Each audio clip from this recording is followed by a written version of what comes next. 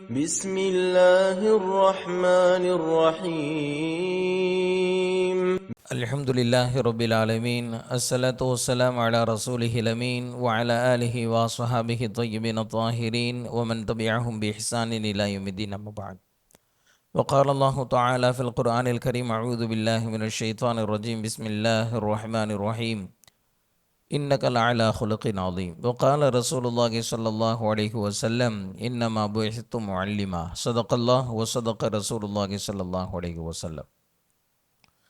அல்லாஹ்வினுடைய கிருபையினால் இமாம் கஸாலி ரஹிமஹுல்லா அவர்களினுடைய இஹ்யா உலூமுத்தீனுடைய 29வது வகுப்பு இன்று நடைபெறுகிறது. ஒரு 10 வகையான கடமைகளை கல்வி கற்றுக்கொள்ளக்கூடியவரின் ஒழுங்குகள் என்பதாக சொன்னாங்க. இப்போ கல்வி கற்றுக் கொடுக்கக்கூடிய ஆசிரியரின் கடமைகள் அப்படிங்கிற வரிசையில் கடந்த வகுப்பில் நாம் 3 கடமைகளை நம்ம பார்த்துட்டோம். இது 4வது கடமை. 4வது கடமை என்ன அப்படின்னு சொன்னால், ஒரு மாணவருடைய தீய பண்புகளை கண்டிப்பதாக இருந்தால் அதை மறைமுகமாக கண்டிக்க வேண்டும், கருணையோடு கண்டிக்க வேண்டும், வெளிப்படையாக கண்டிக்கக்கூடாது. ஏன் வெளிப்படையாக கண்டிக்கக்கூடாது அப்படின்னு சொன்னால், ஒரு மாணவருடைய தவறை வெளிப்படுத்துவது என்பது அவருடைய கண்ணியத்தின் திரையை கிழிப்பதை போன்று ஆகிவிடும். அந்த தவறை மேலும் மேலும் செய்வதற்குண்டான பிடிவாதத்தை ஏற்படுத்தும். மேலும் அந்த தவறை செய்வதன் மீது அவருக்கு துணிச்சலும் தைரியமும் ஏற்பட்டுவிடும் என்பதாக சொல்கிறான். ஒரு விஷயத்தை செய்யக்கூடாது அப்படின்னு சொன்னால் ஏன் செய்யக்கூடாது அப்படிங்கிற சிந்தனை வரும். இதை செய்யுங்க அப்படின்னு சொன்னால் ஏன் செய்யணும் அப்படிங்கிற ஒரு கேள்வி வரும். அது ஒரு எதிர்மறையான சிந்தனையை தூண்டும். ஒரு விஷயத்தை நம்ம சொன்னோம் அப்படின்னு சொன்னால் ஒரு எதிர்மறையான சிந்தனையை தூண்டும். அதைத்தான் நபி ஸல்லல்லாஹு அலைஹி வஸல்லம் அவங்க சொல்கிறாங்க, ஒட்டகத்தினுடைய காய்ந்த சாணத்தை நீங்கள் உடைக்காதீர்கள் என்று சொன்னால் அதற்குள் ஏதாவது நன்மை இருக்குமோ என்று அதை உடைப்பதற்கு ஆசைப்படுவார்கள், முயற்சி செய்வார்கள் என்பதாக நபி ஸல்லல்லாஹு அலைஹி வஸல்லம் அவங்க சொன்னாங்க. அந்த மாதிரி தான் ஒரு தவறை நாம் வெளிப்படையாக சொல்லி செய்யாதீங்க அப்படின்னு சொன்னோம் அப்படின்னா அந்த தவறை செய்வதற்கு அவருக்கு தைரியம் வந்துடும், துணிச்சல் வந்துடும், மேலும் மேலும் பிடிவாதத்தை ஏற்படுத்துவார். அதனால் ஒரு ஆசிரியர் நேரடியாக மாணவரை வெளிப்படையாக கண்டிக்கக்கூடாது, அதை மறைமுகமாக கண்டிக்க வேண்டும் என்பதாக சொல்கிறாங்க. சொல்கிறாங்க, அல்லாஹு ஜல்ல ஷானஹு தஆலா நபிமார்களினுடைய வரலாறுகளை திருக்குர்ஆனில் சொல்கிறான். அல்லாஹ் வரலாறு திருக்குர்ஆனில் சொல்கிறதுனுடைய நோக்கம் வெறும் கதை கேட்கறது கிடையாது, அதை மறைமுகமாக சிந்திக்க தூண்டி அதன் மூலமாக படிப்பினை தருவதே என்பதாக சொல்கிறாங்க. சொல்லிட்டு இமாம் அவங்க சொல்கிறாங்க, ஹஜ்ரத் ஆதம் அலைஹிஸ்ஸலாம், ஹஜ்ரத் ஹவ்வா அலைஹிஸ்ஸலாம் அவர்களுடைய வரலாறு அல்லாஹ் சொல்கிறான். வரலாறு மட்டும்தான் அல்லாஹ் சொல்லுவான். அந்த வரலாறை சொல்லிவிட்டு அந்த வரலாறில் இருக்கக்கூடிய படிப்பினைகளை வரிசைப்படுத்தி அல்லாஹ் குர்ஆனில் சொல்ல மாட்டான். வரலாறை சொல்லிட்டு போயிடுவான். வரலாறை சொல்லிட்டு அதில் இருக்கக்கூடிய படிப்பினைகளை வெளிப்படையாக சொல்லாததற்கும் ஒரு ஹிக்மத் இருக்கிறது.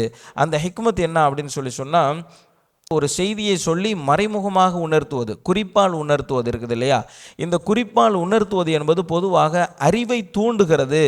மேலும் அந்த படிப்பினையை தானே புரிந்து கொள்வதில் அவருக்கு கிடைக்கக்கூடிய அந்த ஆனந்தம் இருக்கிறதே, அது கல்வியின் மீது ஆர்வத்தை அதிகப்படுத்துகிறது.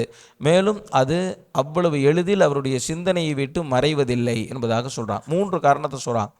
நபிமார்களுடைய வரலாறுகளை திருக்குர்ஆனில் அல்லாஹ் சொல்கிறதுக்கான காரணம் என்ன அப்படின்னு சொன்னால், வெறும் கதை கேட்கறது கிடையாது, மறைமுகமாக குறிப்பால் உணர்த்துவதன் மூலமாக அவருடைய அறிவு தூண்டப்படுகிறது. இதிலிருந்து என்ன படிப்பினை கிடைக்குது அப்படின்னு அறிவால் தூண்டப்பட்டு சிந்தித்து அதிலிருந்து ஒரு படிப்பினை கிடைக்கும்போது அதில் ஒரு ஆனந்தம் ஏற்படுகிறது, மேலும் மேலும் கற்க வேண்டும் என்கின்ற ஆர்வம் ஏற்படுகிறது. அது அவருடைய சிந்தனையிலிருந்து எளிதில் மறைவதில்லை, மறந்து போக மாட்டார் இல்லையா?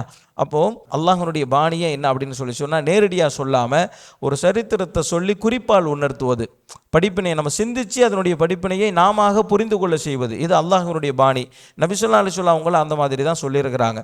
அந்த அடிப்படையில் ஒரு ஆசிரியர் தன்னுடைய மாணவரின் தவறை நேரடியாக கண்டிக்காமல் மறைமுகமாக கண்டிக்க வேண்டும், மேலும் கருணையோடு கண்டிக்க வேண்டும் என்பதை 4வது ஒழுங்காக சொல்கிறாங்க.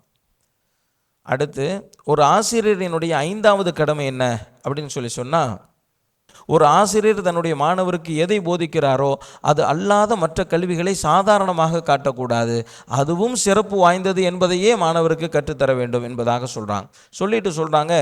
மொழியை கற்றுக் கொடுக்கக்கூடிய ஒரு ஆசிரியர் ஃபிக்ஹை சாதாரணமாக கருதுவதும், ஃபிக்ஹை கற்றுக் கொடுக்கக்கூடிய ஒரு ஆசிரியர் ஹதீஸ் மற்றும் தஃப்சீர் கலையை சாதாரணமாக கருதுவதும் அதை மாணவர்களிடத்தில் வெளிப்படுத்துவது கூடாது என்பதாக சொல்கிறாங்க. உதாரணமாக இப்படி சொல்லப்படுகிறது அப்படின்னு சொல்லிட்டு ஒரு விஷயத்தை சொல்கிறாங்க. என்ன அப்படின்னு சொன்னாக்க, ஃபிக்ஹை கற்றுக் கொடுக்கக்கூடிய ஒரு ஆசிரியர் இப்படி சொல்லுவாராம், ஹதீஸு தஃப்சீரை பொறுத்த வரைக்கும் இருக்கிறத அப்படியே எடுத்து சொல்கிறது தானே தவிர அறிவுக்கு அங்கே வேலை இல்லை. ஹதீஸை சொல்கிறவங்க என்ன இருக்கிறத அப்படியே எடுத்து மாணவர்கள்ட்ட சொல்கிறது தானே தவிர பகுத்தறிவுக்கு அங்கே வேலை இல்லை. ஆனால் ஃபிக்ஹ் அப்படிங்கிறது யோசிப்பதற்கும் சிந்திப்பதற்கும் ஆய்வு செய்வதற்கு உண்டான சூழ்நிலையை ஏற்படுத்துகிறது. அதனால் ஹதீஸை கற்றுத்தருவதை விட ஃபிக்ஹை கற்றுத்தருவது சிறந்தது என்பதாக ஃபிக்ஹை கற்றுக் கொடுக்கக்கூடிய ஆசிரியரால் சொல்லப்படுகிறது. அதே மாதிரி மொழியை கற்றுக் கொடுக்கக்கூடிய ஒரு ஆசிரியர் என்ன சொல்கிறார் அப்படின்னு சொன்னால், ஃபிக்ஹை கற்றுக்கணும் அப்படின்னு சொன்னால் மொழி வேணும், மொழியை கற்றுக்கணுங்கிறவங்களுக்கு ஃபிக்ஹ் தேவையில்லை. அப்போது என்னை நீ சார்ந்து இருக்கிறாய், நான் உன்னை சார்ந்து இல்லை அப்படிங்கிற மாதிரியான அமைப்பில் இப்படியெல்லாம் சொல்லப்படுகிறது. இல்முல் கலாம் என்று சொல்லப்படக்கூடிய அந்த இறையியலை போதிக்கக்கூடியவர்கள் என்ன சொல்லிடுறாங்க அப்படின்னு சொன்னால், ஃபிக்ஹ் என்பது மக்களினுடைய விவகாரங்கள் சம்பந்தப்பட்டது, ஆனால் இந்த இல்மு என்பது அல்லாஹ்வினுடைய பண்புகள் சம்பந்தப்பட்டது, அதனால் அதை விட இதுதான் சிறந்தது அப்படின்னு சொல்லப்படுகிறது. அப்போது தான் போதிக்கக்கூடியதை உயர்வாக கருதி தன்னால் போதிக்கப்படாததை தாழ்வாக கருதுவது என்பது கூடாது. அது மட்டும் இல்லை, எப்படிப்பட்ட ஆசிரியராக இருக்க வேண்டும் அப்படின்னு சொன்னால், தன்னால் போதிக்கப்படக்கூடியதையும் அழகான முறையில் போதித்து தன்னால் போதிக்கப்படாததையும் எப்படி கற்க வேண்டும் என்பதற்கான வழிகளை காட்டக்கூடியவராக அவர் இருக்க வேண்டும் அப்படின்னு சொல்கிறாங்க. இது 5வது கடமை. 6வது கடமை என்ன அப்படின்னு சொன்னால், மாணவரினுடைய புரிந்து கொள்ளும் ஆற்றலின் அளவிற்கு போதிக்கக்கூடியவராக இருக்கணும். ஒரு மாணவனுக்கு அவனால் புரிந்து கொள்ள முடியாத விஷயத்தை போதித்து அவனுடைய புத்தியை குழப்பி மென்மேலும் அவனுக்கு கல்வியை பாரமாக காட்டுவது என்பது கூடாது அப்படின்னு சொல்கிறாங்க. மாணவனுக்கு எவ்வளோ புரிஞ்சிக்க முடியுமோ அவ்வளோ மட்டும் சொல்லிக் கொடுக்கணும். எது புரியாதோ அதை சொல்லி அவனுக்கு குழப்பத்தை ஏற்படுத்தி கல்வி கற்பதையே பாரமானதாக ஆக்கிவிடக்கூடாது அப்படின்னு சொல்கிறோம். அது ஏற்பட்டுரும் இல்லையா? புரிந்து கொள்ள முடியாத ஒரு விஷயத்தை சொல்லிக்கிட்டே இருந்தோம் அப்படின்னு சொன்னால், தொடர்ந்து சொல்லிக்கிட்டே இருந்தோம் அப்படின்னு சொன்னால், கல்வி கற்பதின் மீதே அவருக்கு ஒரு வெறுப்பு ஏற்பட்டுரும். கல்வி கற்கிறது அப்படிங்கிறது பாரமாயிடும். அந்த மாதிரி அவர் நடந்து கொள்ளக்கூடாது அப்படின்னு சொல்கிறாங்க. சொல்லிட்டு நபி ஸல்லல்லாஹு அலைஹி வஸல்லம் அவங்க சொன்ன ஒரு அழகான ஹதீஸை சொல்கிறாங்க. நபி ஸல்லல்லாஹு அலைஹி வஸல்லம் அவங்க சொன்னாங்க, நஹ்னு மஆஷிரல் அன்பியா, நாங்கள் நபிமார்கள், உமிர்னா அன் நுன்ஸில் அன்னாஸ மனாஸிலஹும், நாங்கள் மக்களினுடைய தகுதிக்கு ஏற்றவாறு அவர்களிடத்தில் நடந்து கொள்ள வேண்டும் என்று கட்டளையிடப்பட்டுள்ளோன். வனு கல்லி மகும் அலா கதிரி அகூலிஹிம், அவர்களினுடைய அறிவின் ஆற்றலுக்கு ஏற்றவாறு அவர்களிடத்தில் பேச வேண்டும் என்று நாங்கள் ஏவப்பட்டுள்ளோம் என்பதாக நபி ஸல்லல்லாஹு அலைஹி வஸல்லம் அவங்க சொல்கிறாங்க.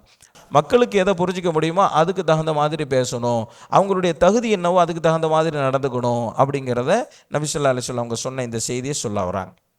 நபி ஸல்லல்லாஹு அலைஹி வஸல்லம் அவங்க சொல்லக்கூடிய இன்னொரு ஹதீஸ் என்ன அப்படின்னு சொன்னால், மா அஹதுன் யுஹத்திஸு கௌமன் பி ஹதீஸின் லா தப்லகுஹு உகூலுஹும் இல்லா கான ஃபித்னத அலா பஅலிஹிம். ஒரு கூட்டத்தார்கள் அவர்களால் புரிந்து கொள்ள முடியாத ஒரு விஷயத்தை கேட்டு அதற்கு விளக்கம் சொல்லப்பட்டால் அந்த கூட்டத்தார்களுக்கு மத்தியில் குழப்பம் ஏற்பட்டுவிடும் என்பதாக நபி ஸல்லல்லாஹு அலைஹி வஸல்லம் சொல்கிறாங்க. சிலர் கேள்வி கேட்குறாங்க. அந்த கேள்வி எப்படிப்பட்ட கேள்வின்னு சொன்னால், அதற்கான பதிலை அவ்வளோ ஈஸியாக அவங்களால புரிஞ்சிக்க முடியாது.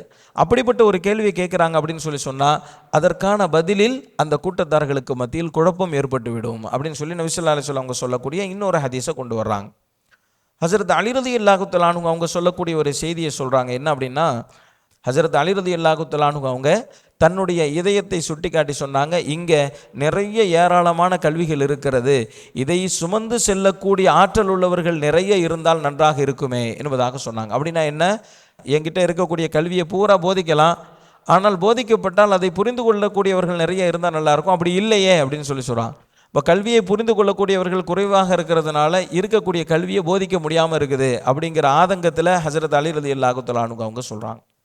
அறிஞர் தன்னுடைய நிலையை வச்சு பேசக்கூடாது, மாணவர்களின் நிலையை வைத்து தான் பேச வேண்டும் அப்படிங்கிறதுக்கு ஒரு விதி இருக்குது. என்ன அப்படின்னு சொன்னால், ஒரு அறிஞர் தனக்கு என்னவெல்லாம் தெரியுமோ எல்லாவற்றையும் எல்லோரிடமும் போதித்தல் கூடாது. இது ஒரு விதி. இது அதாவது தனக்கு தெரிகிறது அப்படிங்கிறத வச்சுமே மட்டுமே பேசக்கூடாது, மாணவர்களுக்கு எவ்வளோ தெரியும் அப்படிங்கிறத வச்சு பேசணும் அப்படிங்கிற அடிப்படையில் ஒரு விதி சொல்லப்படுகிறது. என்ன அப்படின்னு சொன்னால், ஒரு அறிஞர் தனக்கு தெரிந்த எல்லாவற்றையும் எல்லோரிடமும் போதித்தல் கூடாது அப்படின்னு ஒரு விதி இருக்குது. இந்த விதி எந்த அடிப்படையில் சொல்லப்பட்டது அப்படின்னு சொன்னால், ஒரு மாணவரால் அந்த கல்வியை புரிந்து கொள்ள முடிகிறது, ஆனால் அதை கொண்டு பலன் பெற மாட்டார் அப்படின்னு இருந்தாவே இந்த விதி என்பது பொருந்தும். ஒரு மாணவருக்கு அதை புரிஞ்சிக்க முடியும், ஆனால் அதை கொண்டு எந்த பலனும் இல்லை அப்படின்னு இருந்தாவே அந்த ஆசிரியர் அந்த மாணவருக்கு அதை சொல்லக்கூடாது. அப்படி இருக்கும்போது ஒரு மாணவருக்கு புரிந்து கொள்ளவே முடியாது என்கின்ற நிலையில் ஒரு விஷயம் இருந்தால் அது இந்த விதிக்கு மிகவும் பொருத்தமானது அப்படின்னு சொல்கிறாங்க.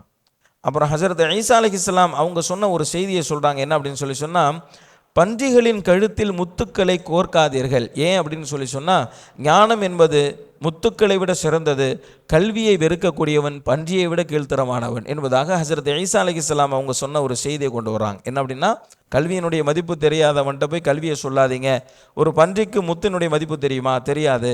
அந்த முத்தை கொண்டு போய் பன்றிக்கு அணிவிக்கிறது அப்படிங்கிறது கல்வியினுடைய மதிப்பு தெரியாதவன்ட்ட கல்வியை போதிக்கிற மாதிரி அப்படின்னு சொல்லி ஹசரத் ஈசா அலைஹிஸ்ஸலாம் அவங்க சொல்கிறாங்க.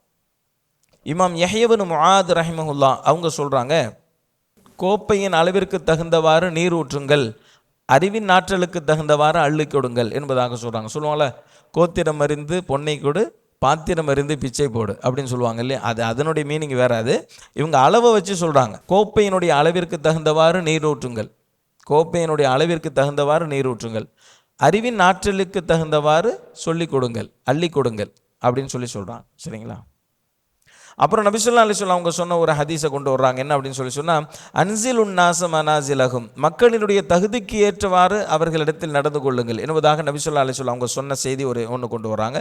இன்னொன்று சொல்லியிருக்காங்க, கல்லிமுன் நாஸ அலா கத்ரி உகூலிஹிம், அப்படியும் நபி ஸல்லல்லாஹு அலைஹி வஸல்லம் அவங்க சொன்னாங்க, மக்களினுடைய அறிவிற்கு தகுந்தவாறு அவர்களோடு நடந்து கொள்ளுங்கள், அவர்களிடத்தில் பேசுங்கள் என்பதாக நபி ஸல்லல்லாஹு அலைஹி வஸல்லம் அவங்க சொல்லியிருக்கிறாங்க. அப்போ மாணவரினுடைய நிலைக்கு ஏற்றவாறு ஆசிரியர் பாடங்களை போதிக்க வேண்டும். ஒருவர் ஒரு அறிஞர்கிட்ட சில கேள்விகளை கேட்டார். அந்த அறிஞர் அவருக்கு எந்த பதிலுமே சொல்லலை. அப்போ கேள்வி கேட்டவர் சொன்னார், நபி ஸல்லல்லாஹு அலைஹி வஸல்லம் அவங்க சொன்ன செய்தி உங்களுக்கு தெரியாதா? யார் ஒரு கல்வியை மறைக்கிறாரோ அவர் நாளை மறுமை நாளில் நெருப்பாலான கடிவாளம் பூட்டப்படுவார் அப்படின்னு சொல்லி நபி ஸல்லல்லாஹு அலைஹி வஸல்லம் அவங்க சொன்னாங்களே, அது உங்களுக்கு தெரியாதா அப்படின்னு சொல்லி கேள்வி கேட்டவர் சொல்கிறார். அப்போ அவங்க சொல்கிறாங்க, யாருக்கு இந்த கல்வி பலனளிக்குமோ அப்படிப்பட்ட ஒருவர் கேட்டு நான் கல்வியை சொல்லி தருவதற்கு மறைத்தால் அவர் எனக்கு அந்த கடிவாளத்தை பூட்டட்டும் என்பதாக சொல்லிவிட்டு, நீ கடிவாளத்திலிருந்து கையை எடு என்பதாக அந்த அறிஞர் சொன்னார் அப்படின்னு சொல்லி இமாம் அவங்க சொல்கிறான்.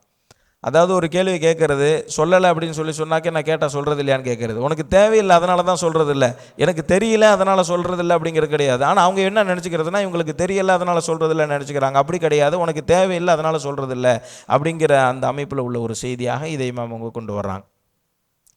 அல்லாஹு ஜல்ல ஷானுஹு தஆலா திருக்குர்ஆனில் கூறுகிறான், வலா து'து ஸுஃபஹா அம்வாலக்கும், மடையர்களிடத்தில் நீங்கள் உங்களுடைய செல்வங்களை தராதீர்கள் என்பதாக அல்லாஹ் சொல்கிறான். செல்வம் தானே, எல்லாத்திட்டையும் கொடுக்கலான்னு சொல்லி கொடுக்காதீங்க. அப்போது தர்மத்தை அதிகம் வலியுறுத்தக்கூடிய மார்க்கம் மடையர்களுக்கு தருவதை தடுக்கிறது. அதை சொல்லிட்டு இமாம் அவங்க சொல்கிறாங்க, ஏன் அப்படின்னு சொன்னால், தகுதியுடையவர்களுக்கு கொடுப்பதை தடுப்பது எப்படி அநியாயமோ அதுபோன்று தகுதியற்றவர்களுக்கு கொடுப்பதே அநியாயம் என்பதாக சொல்கிறான். சரிங்களா? தகுதியுடையவர்களுக்கு கொடுப்பதை தடுப்பது எந்த அளவிற்கு அநியாயம்னு சொல்லி நாம் சொல்கிறோமோ அதே மாதிரி தான் தகுதியற்றவர்களுக்கு கொடுப்பதும் அநியாயம்தான் அப்படின்னு சொல்கிறாங்க. அந்த அடிப்படையில் தான் அல்லாஹ் ஜல்ல ஷானுஹு தஆலா அறிவினர்களுக்கு நீங்கள் உங்களுடைய செல்வத்தை தராதீர்கள் என்பதாகவும் சொல்கிறாங்க. ஒரு கவிஞரின் வார்த்தை இங்கே கவனிக்க தகுந்தது அப்படின்னு சொல்லிட்டு அந்த கவிதையை போடுறாங்க. அந்த கவிதை என்ன அப்படின்னு சொன்னால், கல்வியையும் ஞானத்தையும் பெற தகுதியுள்ளவர்களை நான் சந்தித்தால் அவர்களுக்கு நான் அதை சொல்லுவேன், அவர்களிடத்திலிருந்து அன்பை பெற்றுக்கொள்வேன்.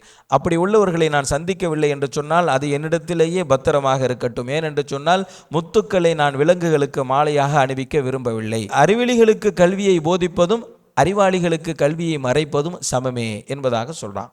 இது 6வது கடமையாக இமாம் அவங்க சொல்கிறாங்க. சரிங்களா? 6வது கடமை என்ன அப்படின்னு சொன்னால், மாணவர்களின் தகுதிக்கு ஏற்ப அவர்களுக்கு போதிப்பது, அவர்களால் புரிந்து கொள்ள முடியாத விஷயங்களை சொல்லி அவர்களுக்கு கல்வியை பாரமானதாக ஆக்கிவிடக்கூடாது. இதுதான் 6வது கடமை. சரிங்களா? ஏற்கனவே ஒரு 3 கடமையை நம்ம பார்த்துருக்குறோம். சும்மா சுருக்கமாக சொல்கிறதா இருந்தால், ஒரு ஆசிரியரினுடைய 1வது கடமை என்ன அப்படின்னு சொன்னால், மாணவர்களின் மீது இரக்கத்தோடு நடந்து கொள்ள வேண்டும், அவர்களை தன்னுடைய பிள்ளைகளை போன்று நடத்த வேண்டும். இது 1வது கடமை. 2வது கடமை என்ன அப்படின்னு சொன்னால், மாணவர்களிடத்தில் எந்த விதமான கூலியையோ பிரதிபலனையோ எதிர்பார்த்தல் கூடாது. அல்லாஹ்விடத்திலேயே அவருக்கான கூலியை எதிர்பார்க்க வேண்டும். இது 2வது கடமை. 3வது கடமை என்ன அப்படின்னு சொன்னால், மாணவர்களுக்கு போதிப்பதில் எதையும் மிச்சம் வைத்து விடக்கூடாது, முழுமையாக அவர்களுக்கு போதித்து விட வேண்டும். இது 3வது கடமை. 4வது கடமை என்ன அப்படின்னு சொன்னால், மாணவர்களினுடைய தீய நடத்தையை கண்டால் அதை நேரடியாக வெளிப்படுத்தக்கூடாது, அதை மறைமுகமாகவும் கருணையோடும் கண்டிக்க வேண்டும் என்பதாக சொல்கிறாங்க. 5வது கடமை என்ன அப்படின்னு சொன்னால், தன்னால் எது போதிக்கப்படுகிறதோ அதை உயர்வாகவும், தன்னால் போதிக்கப்படாத கல்வியை தாழ்வாகவும் மாணவர்களுக்கு காட்டுதல் கூடாது. சிறந்த ஆசிரியர் யார் அப்படின்னு சொன்னால், தன்னால் போதிக்கப்படக்கூடியதையும் அழகிய முறையில் போதித்து, தன்னால் போதிக்கப்படாததையும் அந்த மாணவர் கற்பதற்கான வழிமுறைகளை காட்டக்கூடியவரே சிறந்த ஆசிரியர் என்பதாக சொல்கிறான். ஆறாவது கடமை என்ன அப்படின்னு சொன்னால், மாணவர்களினுடைய ஆற்றலுக்கு தகுந்தவாறு அவருக்கு போதிக்க வேண்டும். அவரால் புரிந்து கொள்ள முடியாத விஷயங்களை போதித்தல் கூடாது அப்படின்னு சொல்கிறாங்க. அதில் ரொம்ப முக்கியமான விஷயம் என்ன அப்படின்னா அந்த விதி தான். என்ன அப்படின்னு சொன்னால், ஆசிரியருக்கு என்னெல்லாம் தெரியுதோ எல்லாத்தையும் சொல்லக்கூடாது. தன்னுடைய நிலையை கவனித்து அவர் பாடம் நடத்தக்கூடாது. மாணவரின் நிலையை கவனித்து தான் அவர் பாடம் நடத்தணும்.